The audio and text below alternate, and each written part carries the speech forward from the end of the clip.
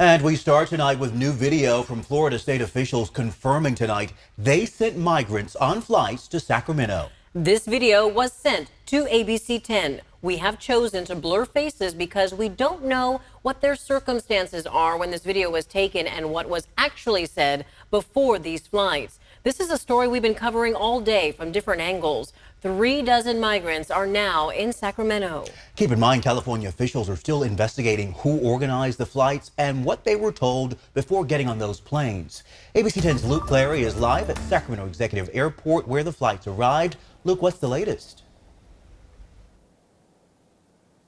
Yeah, and we'll have more on potential legal action here in just a moment. But back to that new video from the state of Florida, which they claim shows the migrants went onto those flights voluntarily. It shows them filling out paperwork, smiling, even expressing gratitude that they would be heading to California. But that video is raising new questions tonight.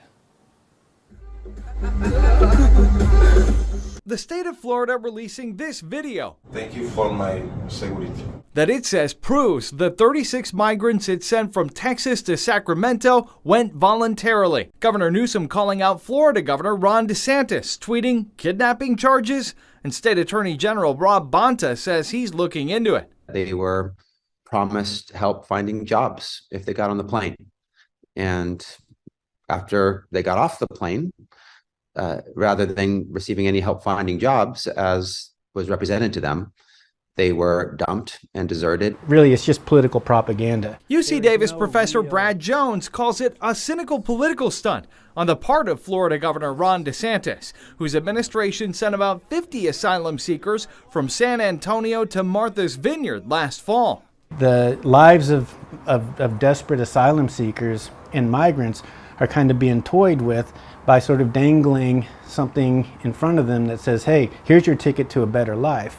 When in fact, all it is a flight to another location, and their situation hasn't changed a single bit. Faith-based organizations in Sacramento now providing food, shelter, and clothes to the group of men and women in their 20s and 30s. Some walked anywhere from 3 to 7 months just to get to the southern border. 4 of them have been reunited with family. All of them have the paperwork to move forward with immigration and stay in the U.S. But with an eye toward the presidential election in 2024, Jones believes the DeSantis administration isn't done. What makes you think it's going to stop? I mean, that, short of legal action that actually prevents it from happening, but we've not seen that yet. And this is just another thing that's going to happen, probably with increased rapidity as we move into the election cycle. And new developments on the legal front there in Texas. The sheriff of Bexar County, where the Martha's Vineyard migrants were flown from, has recommended criminal charges to the district attorney there. Chris? And Luke, have you had a chance to speak to any of the migrants directly? No, we haven't yet, and that's not likely to happen anytime soon. The faith-based organization that is working with the migrants through their cases says that they're not going to be granting access to them to the press. They say in part because they don't want the participants to be involved. They don't want those migrants to be participants in what they call political theater. Chris, Laura? Our Luke Clary starting off our team coverage tonight. Luke, we thank you. We continue our team coverage now with more local reaction. Faith-based leaders in Sacramento County are asking people if they want to help to donate money or legal services. For ABC 10 reporter Roxanne Elias, this story is more personal. Roxanne's parents were migrants. They crossed dangerous rivers. Roxanne was also just at the southern border covering the end of Title 42. Here's what Roxanne wants people to know. I want people to know that these are people.